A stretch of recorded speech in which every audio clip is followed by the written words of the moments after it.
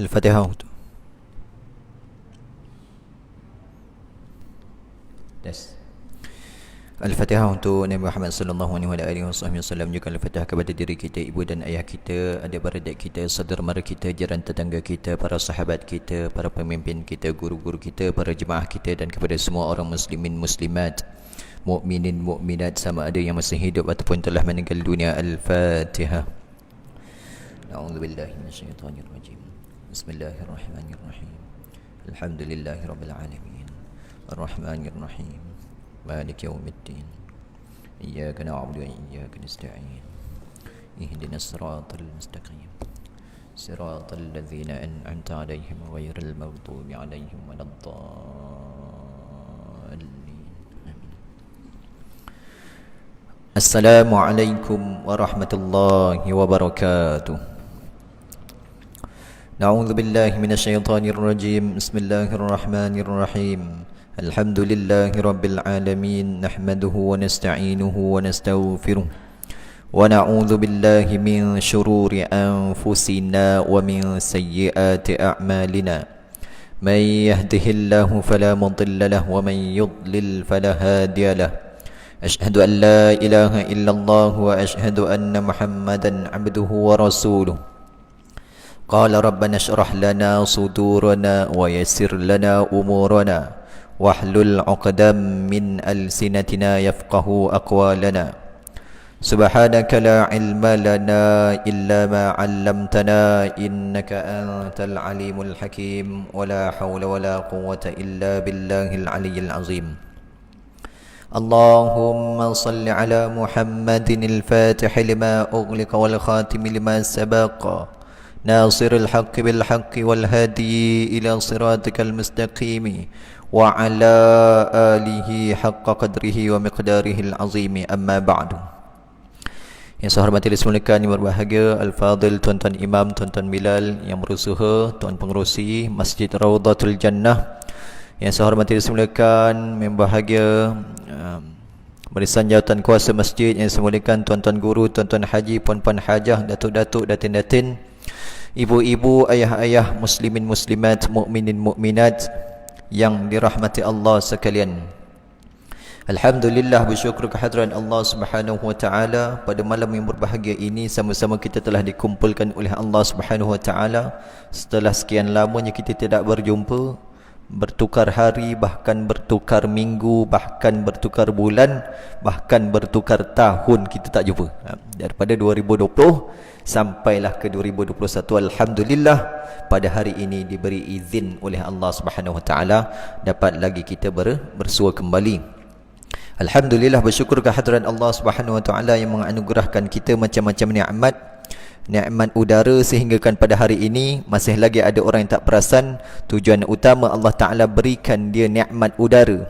Wa ma khalaqatul jinna wal insa illa liya'budun. Tidak aku ciptakan jin dan manusia itu tujuannya apa? Tidak lain tidak bukan hanyalah untuk beribadah kepada Allah Subhanahu wa taala. Maka hargailah nikmat dapat hidup di muka bumi Allah, nikmat beribadah, nikmat dapat datang solat berjamaah. Itu satu nikmat yang perlu kita doa kepada Allah Subhanahu wa taala agar dikekalkan nikmat itu. Nikmat dapat hadir. Ada orang yang mudanya solat, yang banyak berlaku muda tak solat, bila berusia, bila meningkat usia maka dia berubah solat. Alhamdulillah. Tapi yang lebih menyeramkan, waktu usia muda solat, bila hujung-hujung dah tak solat. Dulu muda datang masjid, bila dah berusia dah tak datang masjid. Itu satu nikmat yang perlu hari-hari kita doa kepada Allah Subhanahu taala agar dikekalkan nikmat itu. Nikmat dapat hadir solat berjemaah. Jadi tuan-tuan rahmati Allah, tak lama lagi kita akan bulan Ramadan. Nanti kita akan ada macam-macam program lah. Antaranya biasanya bulan Ramadan atau bulan Syaban pun ada juga. Kita akan buat tahlil, tahlil perdana. Tahlil ni biasanya tapi kat negeri Johor tak ada berbalah dah, alhamdulillah. Cerita tahlil ni pada dulu sampai sekarang tak habis-habis. Pasal apa? Ulama pun dah bahaskan lama dah. Boleh, tak ada masalah. Cuma ada orang kata zaman Nabi SAW tak buat. sahabat tak buat, sebenarnya hukumnya boleh, tak ada masalah. Sunat. Sebab itu kalau ada orang yang mengatakan tahlil itu bid'ah, minta dia kaji semula. Pasal apa? Ulama dah beratus tahun dah kaji, tak ada masalah. Sebab apa? Dia berpegang kepada kullu bid'atin dalalatin. Kat sini kan ada tajuk, ada ustaz yang ajarkan kitab Al-Khilafiyah, bid'ah. Kullu bid'atin dalalatin, setiap yang bid'ah yang Nabi tak buat tu katanya sesat. Sebenarnya ulama ahli sunnah wal jamaah aliran al-Asy'ariyah dan al-Maturidiyah telah membahaskan tahlil itu, membahaskan bid'ah itu terbahagi kepada dua, bid'ah hasanah dan bid'ah dalalah. Kalau kita kaji dalam perkataan yang ada pada tahlil itu, afdalu dzikri fa'lam annahu la ilaha illallah, sebaik-baik bagi zikir mengingati Allah itu adalah la ilaha illallah. Lalu orang yang mengatakan tahlil itu bid'ah dan sebagainya, tidak lain tidak bukan biasanya dia cenderung kepada fahaman wahabiyah. Kat sini alhamdulillah mudah-mudahan tak ada yang berpegang kepada fahaman wahabi. Wahabi. Sedangkan wahabi itu merujuk kepada tok guru mereka Imam Ibn Taymiyah. Tapi yang peliknya dalam bab tahlil, ulama-ulama Wahabi juga tak nak rujuk pula Ibn Taymiyah. Ibn Taymiyah kata boleh tahlil, tapi dalam hal ini dia tak nak pula. Tapi kita kat negeri Johor khususnya, alhamdulillah tak ada berbalah-balah, kerana ulama-ulama di negeri Johor, jabatan mufti semua tak ada masalah berkaitan isu tahlil. Cuma tahlil ini kita ni kadang-kadang berpegang pada adat.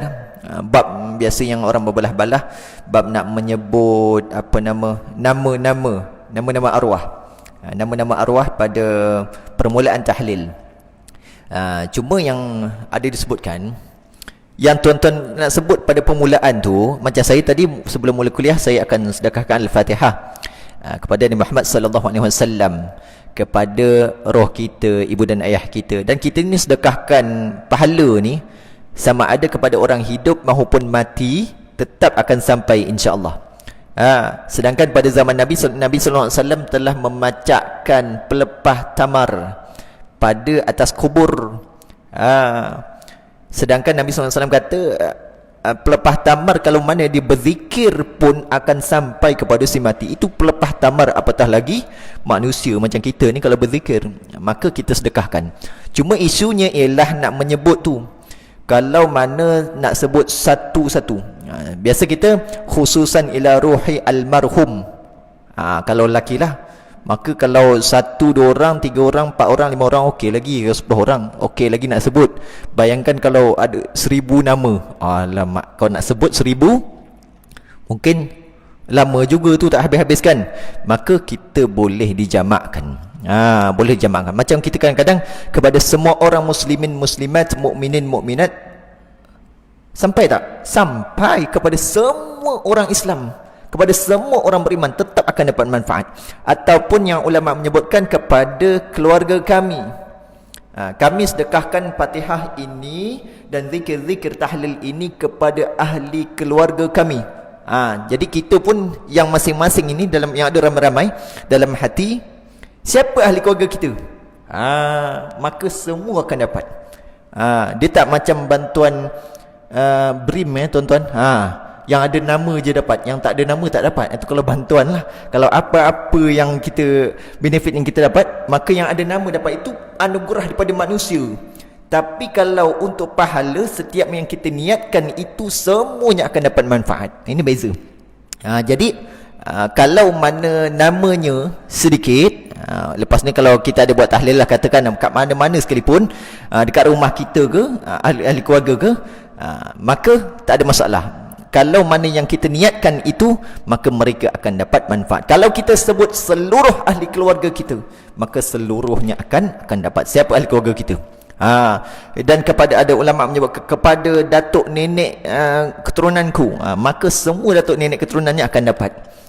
Dan kepada para sahabat kami, dan kepada semua sahabatnya mereka yang telah meninggal dunia, maka akan dapat manfaat. Maka kalau nak sebut boleh, sebut semua boleh, tak nak sebut semua pun boleh. Cuma dia punya kaedah, contohnya Al-Fatihah ini kami sedekahkan kepada roh keluarga kami, Siapa?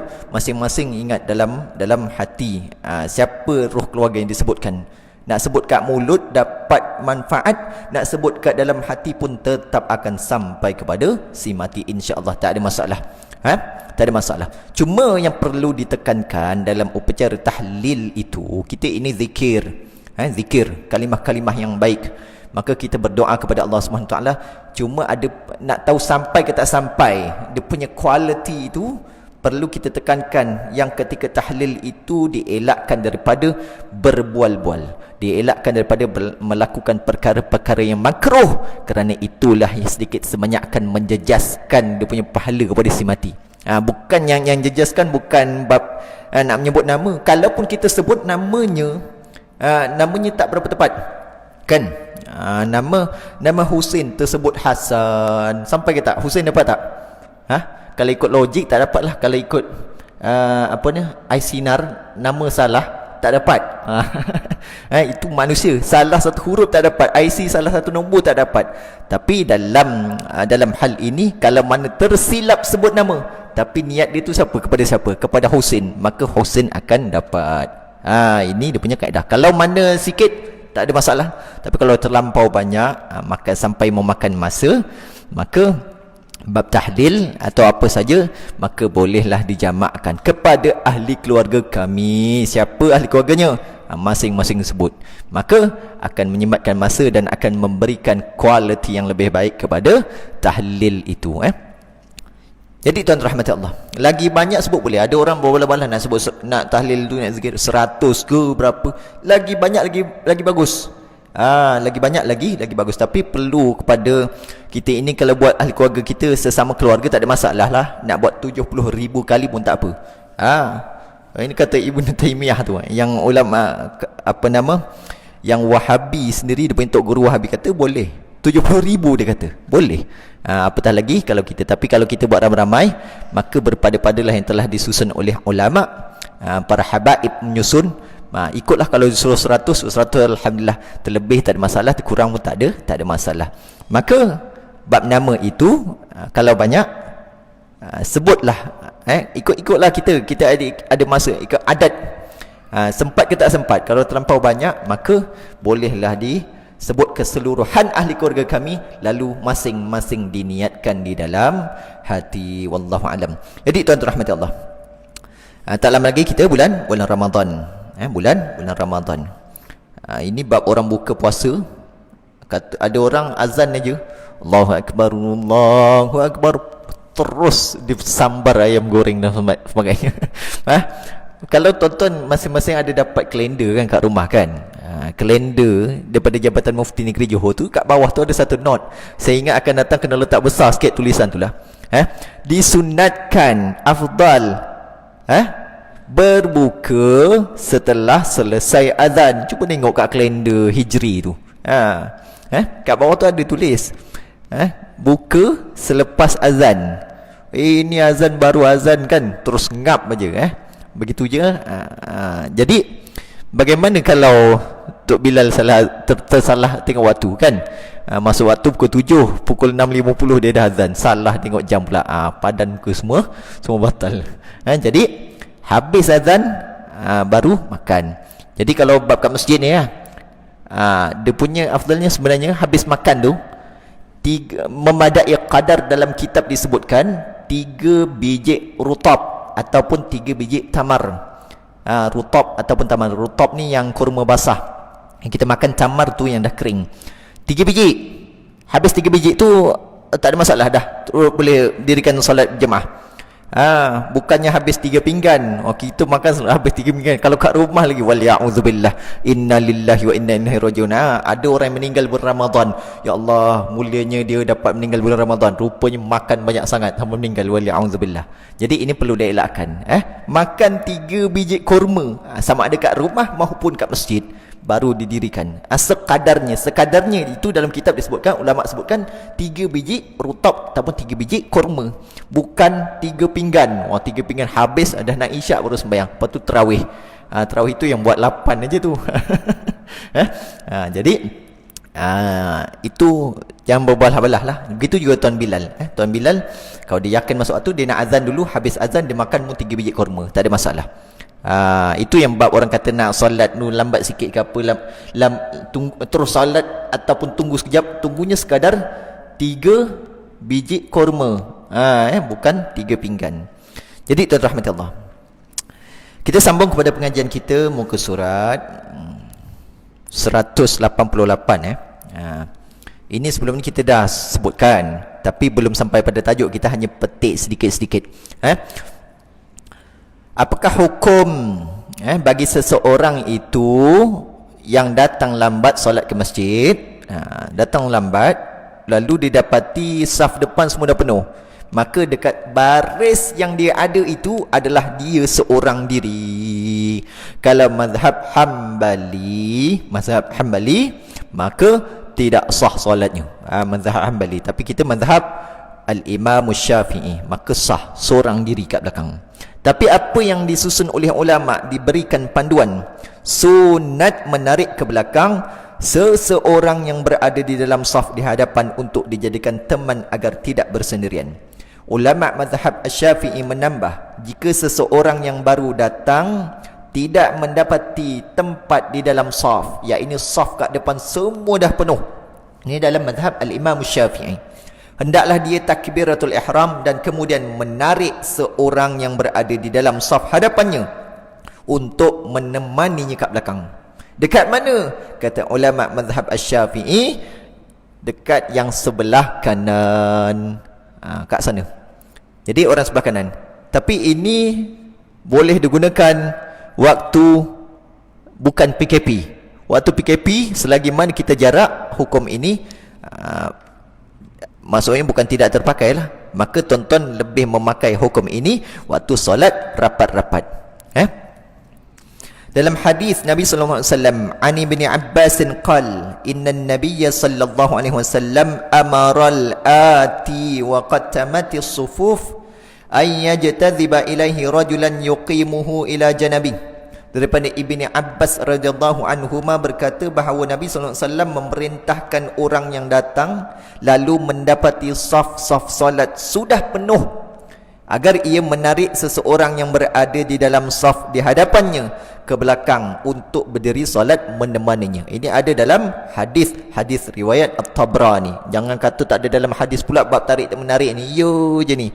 Memang ada dalam hadis Nabi sallallahu alaihi wasallam. Kalau kita datang bersendirian seorang, maka sunat, kata ulama mazhab Asy-Syafi'i. Tapi ulama mazhab Hambali memahami hadis ini hukumnya wajib.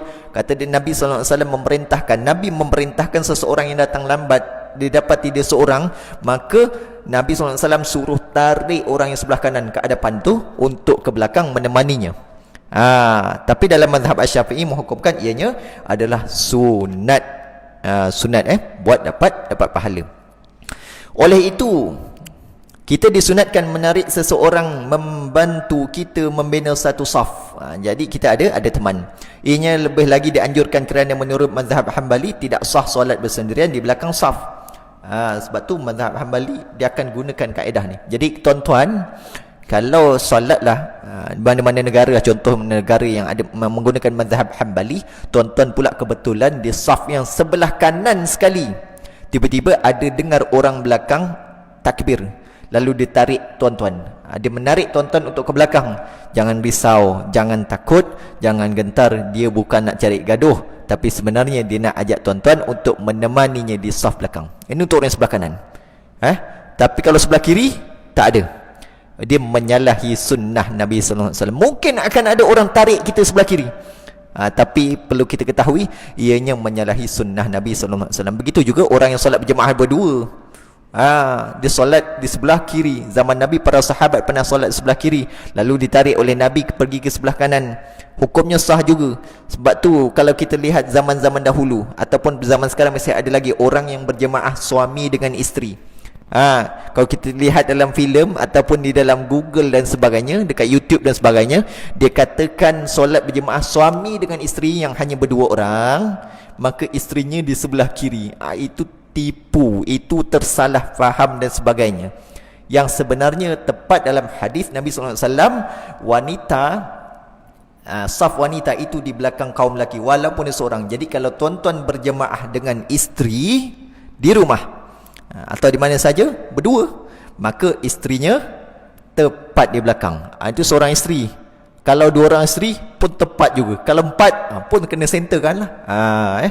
Bagus bagus itu. Jadi bukan di sebelah kiri. Saya tak tahu daripada sumber mana yang mengatakan orang perempuan solat di sebelah kiri. Kalau kat rumah tu kan, yang macam dulu-dulu kat filem pun semua macam tu.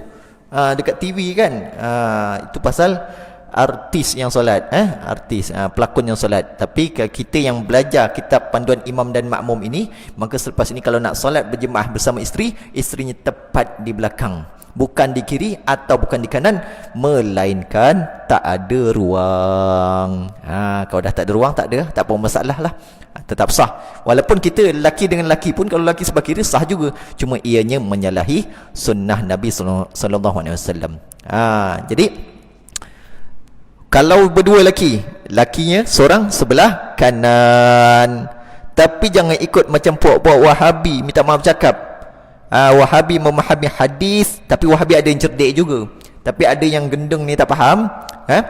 Saya pernah jumpa ada di Indonesia, dia kata dalam hadis tu sahabat sembahyang sebelah Nabi.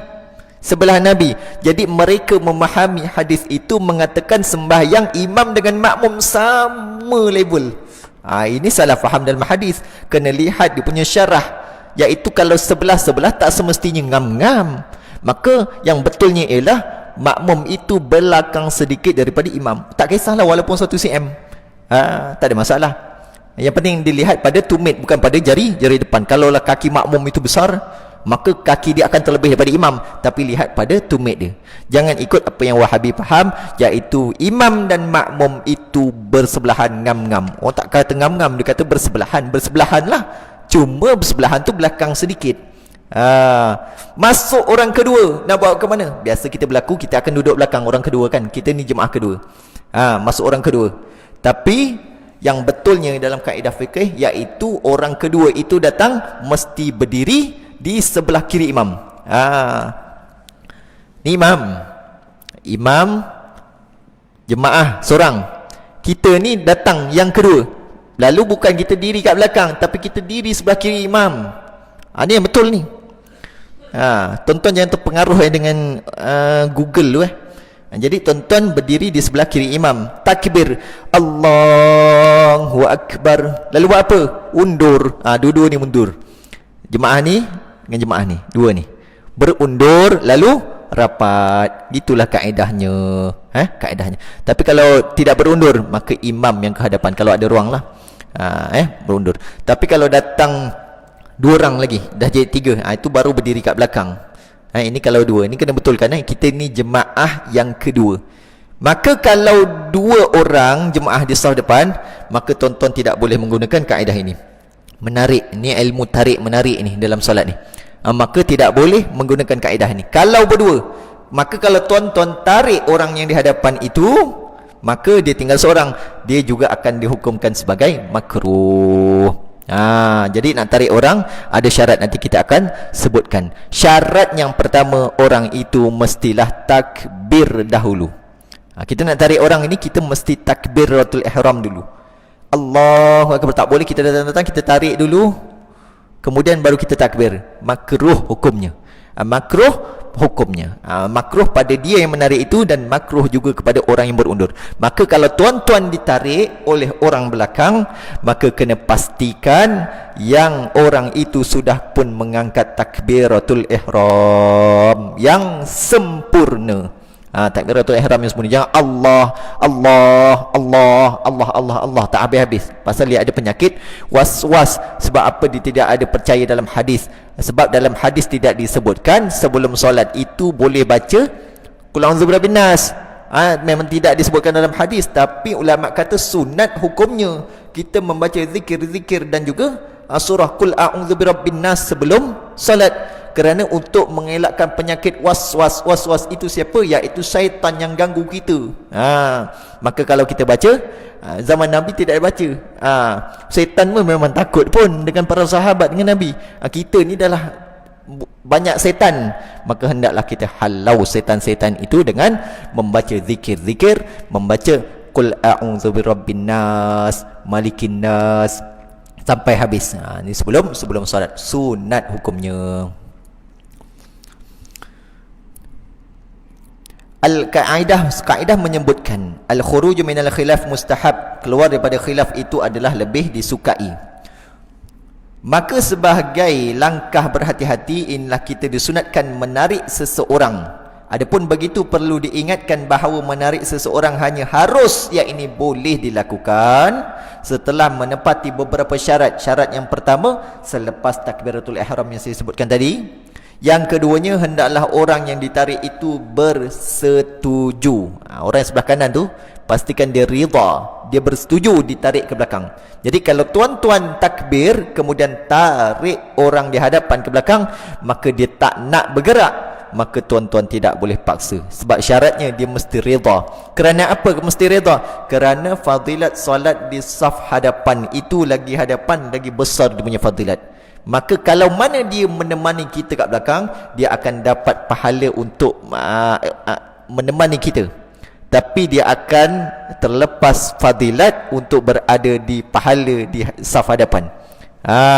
Maksudnya dia berkorban lah untuk ke belakang. Tapi kalau saya, sejujurnya kalau saya di tempat itu, orang tarik, cukup syarat saya akan ke belakang, insya-Allah. Tapi lepas ni kena ambil berat lah kat sini. Semua yang ada pada malam ini, kalau ada orang tarik kita dan kita ini sebelah kanan, maka bolehlah ke belakang. Sunat hukumnya. Sunat hukumnya. Jangan pelik pula lepas ni kan ada ilmu rentap-rentap, gaduh pula tu. Dia tarik saya tengah sembahyang. Jadi tak perlu nak bergaduh-gaduh. Yang ketiga, orang yang ditarik itu bukan daripada kalangan hamba. Tapi zaman sekarang tak ada hamba dah, boleh. Cuma kalau nak tarik daripada hamba, kenapa disebutkan bukan daripada kalangan hamba? Kalau hamba tak boleh tarik. Pasal apa? Kalau hamba yang sedang solat, maka kita nak tarik hamba, kita mesti minta izin kepada tuannya. Tapi mustahil minta izin dengan tuan waktu solat. Bukan hamba. Jadi kalau hamba tak boleh ditarik. Adapun zaman sekarang tidak ada lagi hamba. Yang syarat yang keempat ialah hendaklah mereka yang berada di saf hadapan itu lebih daripada 2 orang. Kalau 1 orang ataupun 2 orang yang macam saya sebutkan tadi, maka tak boleh ditarik. Hukumnya adalah makruh, sia-sia perbuatan kita itu. Persoalannya, mengapakah perlu takbiratul ihram terlebih dahulu? Ini kerana sekiranya ia tidak takbiratul ihram terlebih dahulu, maka orang yang ditarik itu apabila berundur ke belakang secara tidak langsung telah berada di dalam keadaan bersendirian. Seketika ini berarti orang yang menarik itu telah meletakkan saudaranya di dalam keadaan makruh seketika, sedangkan ia tidak mahu perkara itu terjadi ke atas dirinya. Maksudnya kat sini, kalau kita tarik orang ke hadapan sedangkan dia ada berdua, kita dah tahu kat hadapan ada 2 orang, maka kita tarik, maka hukumnya akan makruh terhadap kita juga dan terhadap dia. Sedangkan kita tahu bersendirian ketika dalam satu saf, hukumnya adalah makruh. Maka kalau kita tarik dia 2 orang tu, kita tarik seorang, maka tinggal seorang, maka hukumnya adalah makruh. Bukankah tujuan ia menarik saudaranya ke belakang itu supaya ia tidak berada di dalam keadaan makruh? Jadi mengapa ia mahu menjerumuskan kawannya pula ke dalam keadaan makruh itu? Dia nak orang menemani dia supaya dia tidak makruh, tapi dalam hal yang sama, dalam keadaan yang sama, dia itu kat depan tinggal seorang-seorang, makruh hukumnya. Tapi waktu PKP waktu PKP ni kita kan susah kan. Satu saf ni berapa baris? Macam-macam masjid lain dia punya undang-undang. Lain, mana-mana surau lain pula. Ada yang tepi kosong. Kalau boleh susun ni, susun selagi muat saf yang depan tu, maka dipenuhkan lah. Kadang-kadang kita nak senang kira kan, ada tempat masjid besar tapi satu baris kita buat 10 saja. 10 orang, tepinya lopong. Ditakuti, memanglah kita ini jarak lah, tapi yang hujung ni jarak jauh sangat. Kat tiang tu bukan ada corona pun kat tiang tu kan, kat tepi tu. Maka yang bagus ni ialah susun penuh sampai hujung. Belakang tinggal tak sama dengan depan, tak apa. Yang penting kat depan ni takut kat akhirat nanti ada orang yang nak menuntut fadilat ke depan tu. Dah lah solat tak boleh rapat, tapi ada pula kosong. Maka perkara itu akan menjejaskan fadilat solat berjamaah 27 darjat. Ada kosong, begitu juga kita kan. Tapi yang tak boleh dijawab sampai sekarang, contohnya kita ni solat waktu PKP ni kan dah jarak-jarak, tiba-tiba ada seorang terbatal. Ada terbatal kosong tu. Keadaan itu memang makruh, kosong kat tengah pula tu kosong. Apa yang buat? Kalau dalam solat berjemaah yang sebelum PKP yang rapat, kita akan bergerak ke saf itu. Tapi sekarang ini kita terikat dengan virus-virus kan. Kata tidak boleh berkongsi sejadah. Maka kalau kita ke hadapan ke tempat yang kosong itu, kita sudah menggunakan sejadah orang tu, pula ditakdirkan kebetulan orang tu positif pula. Positif pula yang kita masuk, dia pergi tandas, dia pun tak tahu dia positif. Minta dijauhkan lah. Kita pun ini makruh ni, aku kena ambil tempat dia, aku ke depan, dia pun sujud. Pula positif. Besok ambulans datang ambil. Wali'a'udzubillah. Jadi untuk PKP ni banyaklah perkara-perkara sesuatu yang makruh itu boleh juga diharuskan. Kalau kita fikir benda ni mudarat ni, kalau aku pergi sejadah dia, kan kebetulan tadi nampak dia macam tak sihat ni, kosong pun kosong lah. Kosong pun kosong lah. Tapi kalau tuan-tuan yakin, memang kalau tuan-tuan ke tempat itu, kadang-kadang kita ada satu perasaan yakin, memang yakin. Pasal apa? Kalau tuan-tuan ni orang-orang soleh, firasat orang soleh ni lain. Kadang-kadang kita InsyaAllah tak ada apa-apa. Alah, Tuan Pengusi Haji Roslan takkan lah kan. Okey lah, kita masuk pun sejadah dia kan. Kita pun tengok dia pun ni sihat, InsyaAllah tak ada apa-apa. Sebab tu kadang-kadang amalan-amalan tambahan kan. Kita ni alhamdulillah lepas solat kita tak pernah tinggalkan la ilaha illallah wahdahu la syarikalah lahul mulku lahul hamdu yuhyi wa yumiitu wa huwa ala kulli syai'in qadir. Kita baca 10 kali ataupun 3 kali kan, kita akan dapat kebaikan. Baca 10 dapat 10 kebaikan. Baca 10 akan dihapuskan 10 keburukan yang mungkinnya kita ini entah-entah nak kena virus tu. Sebab tu ada kadang-kadang kita pelik, kenapa waktu corona ni waktu COVID-19 ni ada orang ni positif, kita salam dah bual gini, tiba-tiba dia tak ada apa-apa, dia negatif. Orang yang tak ada kena-mengena pula positif. Sebab tu lah kadang-kadang amalan-amalan ini yang kita sedikit sebanyak kadang-kadang kita tak percaya betul ke dapat kebaikan. Cuba kalau dia dah sebati pada diri kita, insya-Allah kita akan dapat kebaikan. Jadi kena, tapi bukan itu lesen untuk kita sentiasa bersalam-salaman. Wah kan salam. Kadang-kadang kan yang bersalam tu pula tak ada yang positif. Wali'a'udzubillah. Kita tak tahu kita tak tahu rambut sama hitam, uban sama banyak kan. Rupa-rupanya, tapi COVID ni kita tak nampak. Sebab itulah kita kena berjaga-jaga. Alhamdulillah setakat ni yang kita lihat, masjid dan surau adalah tempat yang paling mematuhi SOP sekali pun. Mana-mana tempat, semua tempat masjid dan surau adalah tempat yang paling mematuhi SOP. Maka elakkanlah jemaah-jemaah masjid ni daripada ada yang kena saman sampai 10,000. 10,000 boleh kahwin seorang lagi je. Jangan sampai kena saman. Jadi kita sama-samalah jaga. Mengapa perlu dipastikan persetujuan orang yang hendak ditarik terlebih dahulu? Jawapannya ialah kerana berada di saf hadapan lebih besar pahalanya berbanding saf di belakang yang macam saya sebutkan tadi. Orang kat depan lebih besar, tapi kita ni orang Melayu, kalau ada ruang kosong, tak apalah, kau silalah. Sebenarnya tak payah, sila ke depan. Kita ke depan terus, nampak ruang kosong terus menampak ke hadapan. Itu kaedahnya. Tapi kalau bila mana ada ke hadapan, macam mana nak offer? Dah masuk waktu kita beri laluan sebentar ke belakang azan, insya-Allah nanti kita akan sambung semula. Wallahu alam.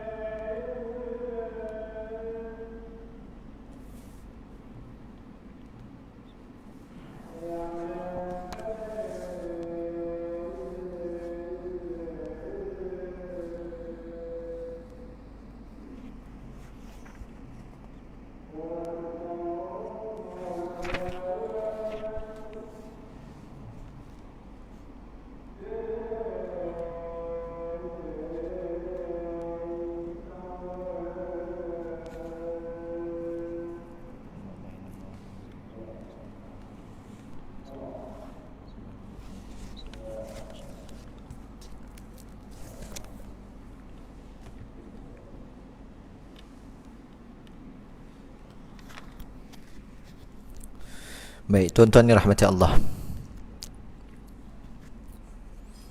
Tak lama lagi nak Ramadan, bulan Syakban ni, apa perkara-perkara yang dituntut kepada kita, iaitu bermaaf-maafan, bermaaf-maafan. Maka orang yang ada perselisihan, itu akan menjejaskan amalan. Kalau kita ada dosa dengan orang, dosa dengan Allah Ta'ala, kita minta ampun dah.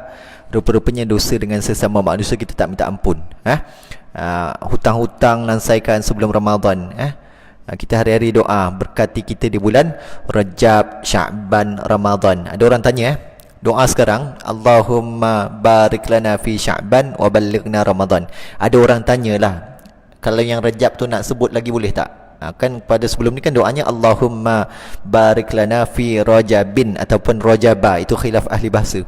Allahumma barik lana fi Rajabin wa Sya'ban wa ballighna Ramadan. Nak sekarang ni dah habis Rejab dah, nak sebut lagi Rejab boleh ke tidak? Boleh jawapannya, tak ada masalah. Dia tidak akan menjejaskan apa-apa. Bahkan mungkin ada lagi keberkatan bulan Rejab, walaupun dah Sya'ban dah. Jadi tak ada masalah. Jadi tuan-tuan rahmati Allah, kita sambung lagi. Bagi saf hadapan yang hanya terbina oleh dua orang sahaja, kita tidak boleh menarik salah seorang daripada mereka kerana perkara itu akan menyebabkan kawan yang berada di saf hadapan keseorangan pula. Wallahu alam. Jadi kalau kat depan itu hanya seorang ataupun dua orang, maka tidak disunatkan untuk menarik. Tidak disunatkan untuk menarik. Tapi kalau kat depan, saf depan, walaupun ada 20 orang, 30 orang sekalipun, maka tetap tidak disunatkan kepada kita untuk menarik kalau mana ada ruang kosong. Kalau ada ruang kosong, maka tidak disunatkan kepada kita untuk menarik. Pengalaman saya, ada orang tanya, ini yang seterusnya persoalannya, kalau mendapati saf di hadapan sudah penuh sedangkan ia perlu menarik seseorang, siapakah yang harus ditarik? Adakah orang yang di tengah ke? Adakah orang yang di kanan ke? Adakah orang yang di kiri? Tadi kita sebutkan yang di kanan. Tapi kalau kita ini berada di tempat orang, satu tempat yang mungkin orang tak tahu dah ni, mungkin orang tak tahu, kalau kita tarik pun orang akan pelik, maka boleh sahaja tuan-tuan memulakan saf tuan-tuan di tengah. Tapi kadang-kadang kita tengok orang sebelah kanan ni pakai serban, serbannya besar kan, pakai macam gaya hebat lah ni. Bolehlah buat, mungkin dia tahu. Kalau ada pakai serban besar kan, kita pun tak kira Allahu Akbar, kita tarik, dia tak bergerak. Sama ada dia tidak redha, tapi kita bersangka baiklah, oh dia ni tak redha, dia tak nak ke belakang. Pasal penyusun kitab memang menyebutkan syaratnya mesti redha untuk ke belakang. Tapi kalau mana orang yang ditarik itu tidak redha, kita pun tarik. Saya pernah ada yang saya sebutkan sebelum ni, satu tempat tu saya solat kan, saya pun tarik, Allahu Akbar, tarik, dia rentap punya siku tu. Dia rentap, kena hati-hati. Pula kalau orang tu ada taekwondo pensan gitu kan. Jadi cuba dia elakkan. Tapi kalau kita lihat, mungkin yakin, kalaulah jemaah yang ada pada malam ini lepas ni berlaku, seorang-seorang kat belakang. Tapi berbalik juga kepada permasalahan, kita tanya dulu pada diri kita, agak-agak kejap lagi ada tak orang datang? Kalau kejap lagi mungkin dengar pula bunyi motor orang tu nak masuk kejap lagi ni, maka tidak salah untuk kita memulakan saf daripada tengah. Terus mulakan tengah, sebab kita pun dengar ada orang nak datang, atau mau bertakbir, nampak lampu dan sebagainya, ini kejap lagi orang nak datang. Tapi kalau kita yakin memang dah tak ada orang dah, maka kita pun merasakan orang ini boleh ke belakang, maka kita ke belakang, untuk menarik dia kita gunakan kaedah dalam mazhab al-Imam Syafi'i ini, tak ada masalah.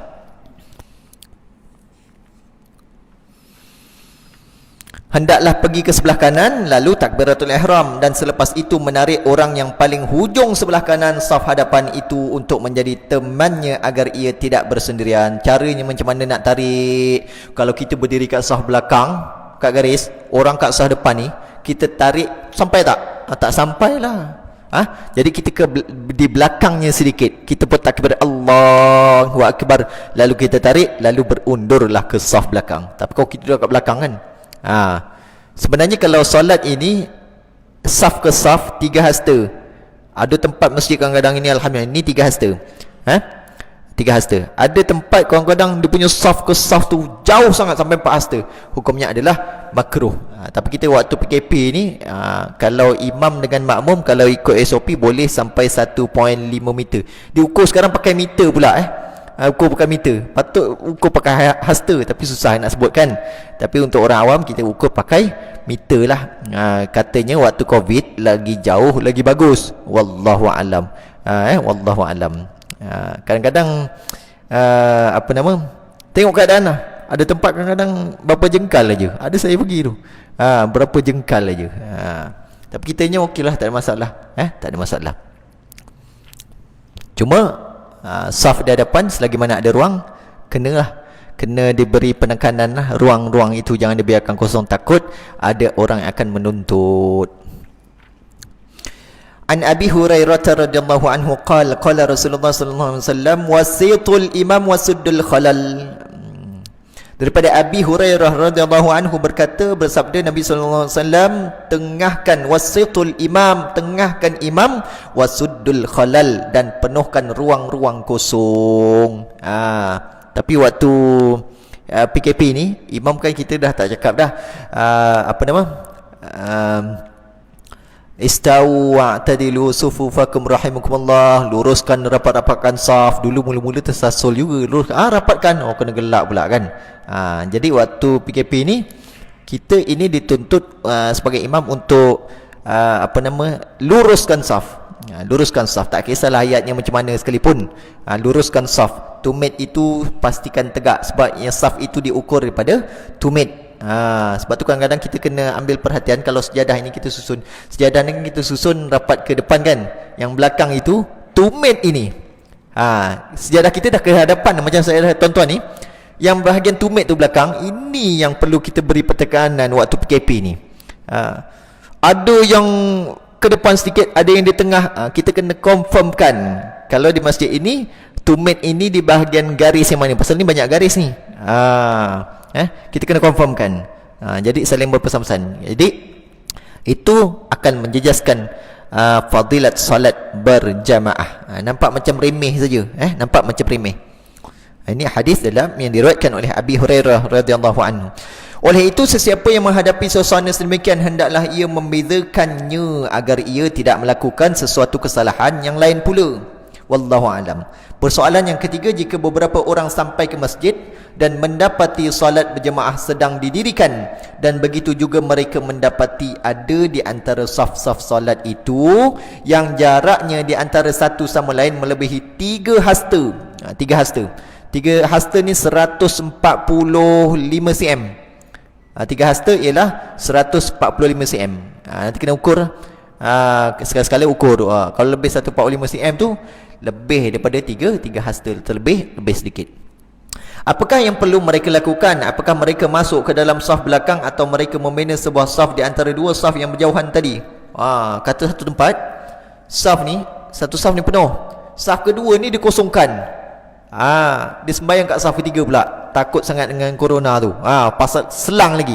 Maka datang ke orang yang seterusnya, maka disunatkan kepada dia untuk pancung tengah. Ni boleh pancung. Tengok apa hal pula kosong ni. Kosong. Sepatutnya jarak satu saf ke satu saf. Tapi tiba-tiba dia nampak orang jarak sampai 2. Ni kalau bukan PKP lah. Tapi kita ni waktu PKP ni banyak arahan-arahan. Katalah akan datang keluar pula arahan mesti selang 2 saf. Kita kena akur lah, kena akur. Itu selebihnya kepada pemerintah. pemerintah yang meletakkan syarat itu. Kita ni sebagai orang awam tak payah apa pasal lah ini mesti dajal lah, ni tak boleh ni mesti tak boleh. Apa pasal lah 40 orang tak guna betul apa pasal 100 orang ya kan, tapi balik-balik muka orang yang sama juga kan. Jadi kita ni kadang-kadang pening nak jawab, tapi itu bukan tugas kita. Bukan tugas kita. Kita faham kadang-kadang kan, tapi kita perlu kita yakin. Kadang-kadang kan waktu banyak waktu PKP ni kan, imam AJK kan, kesian kadang-kadang. Sebab apa? Diberi tekanan orang. Kalau macam masalah AJK pula, jadi kita ni semua kena bersangka baik lah waktu percaya dan yakin bahawanya imam ke, Bilal ke, AJK ke, tak ada sedikit pun perasaan tak nak kasih masuk. Kalau boleh semua masuk, sampai tak muat pun tak apa. Tapi kita ini terikat dengan undang-undang. Terikat dengan undang-undang. Itu yang perlu kita bersabar. Kan kita ni selama ni belajar kan, kuliah kan, sabar.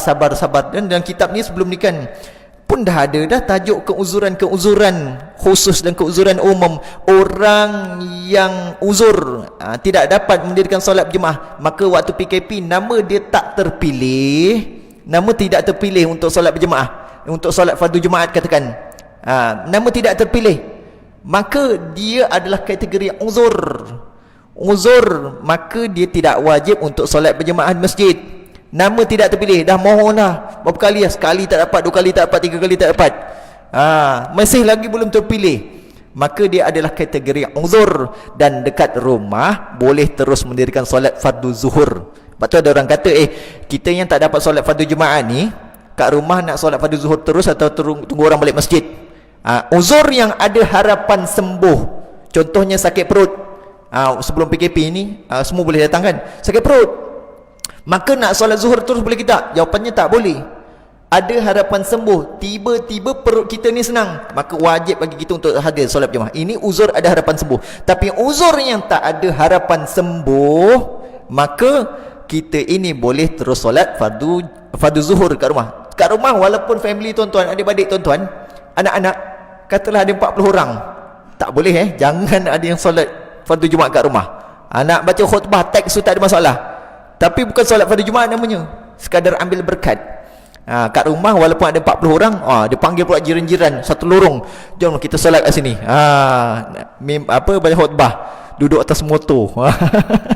Jadi perkara ini perlu dielakkan.